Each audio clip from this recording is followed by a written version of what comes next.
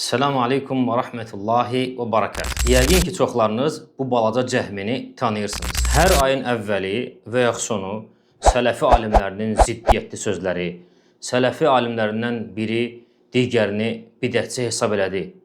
Belə videolar çəkib, öz həcmi kimi balaca aləmində güya bizə rəddiyə verir. Biz sənin böyüklərinə dedik ki, əgər cəsarətiniz və dirayətiniz çatırsa, gəlin elmi masaya, müzakirəmizi aparaq. Amma onlar gəlmədi. Dedik ki, yaxşı, heç nə olmaz. İnsanlıq haldır.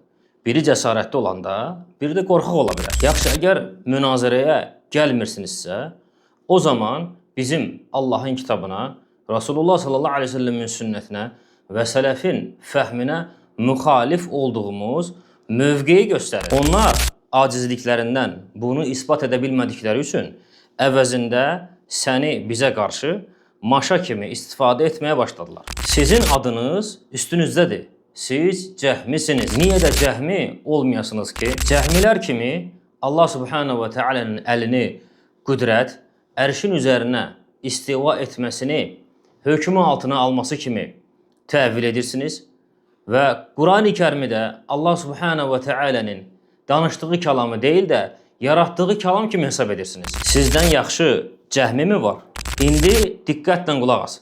İmamınız Suyutinin də şahidliyi ilə sizin bir daha cəhmi olduğunuzu ispat edirik. Suyuti uca Allahı tərif edərək deyir. 7-ci yön.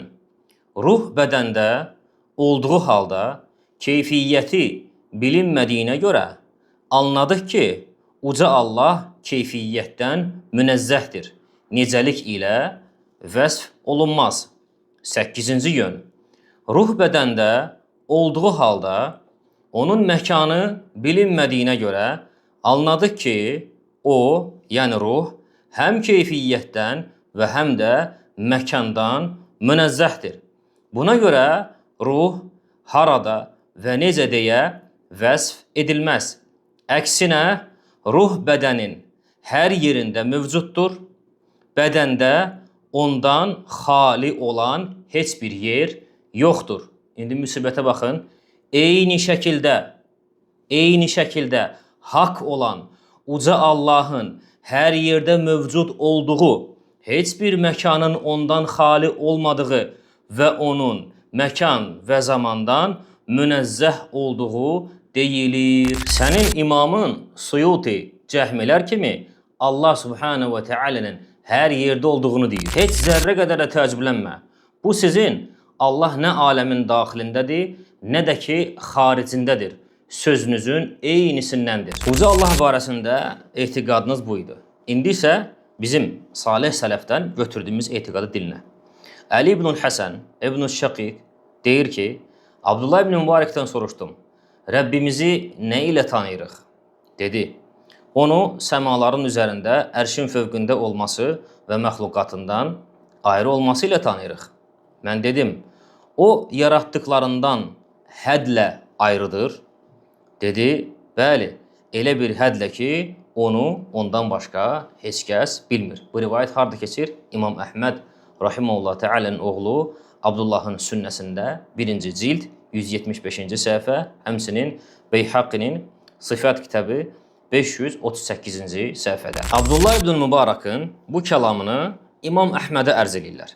Muhammed ibn İbrahim Əl-Qeysi dedi, Əhməd ibn Həmbələ dedim. İbn Mübarəkdən belə bir söz nəql olunur ki, ona sual verilib deyildi. Rəbbimizi necə tanıyırıq? O da dedi, biz onu 7-ci səmanın üzərində olan ərşin fövqündə hədlə tanıyırıq.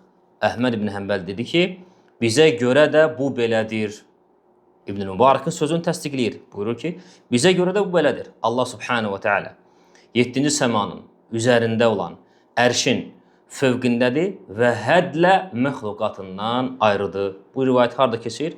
Əl-İbanətül Kubrada İbn Battanın 7-ci cild 156-cı səhifə. Və sonda demək istəyirik ki, kəlam əhli rəddiyə vəzifəsini sənin kimi cüvallağıya həvalə etmələri dəlildir ki, onlar süquta uğrayırlar. Elhamdülillahi Rabbil alemin.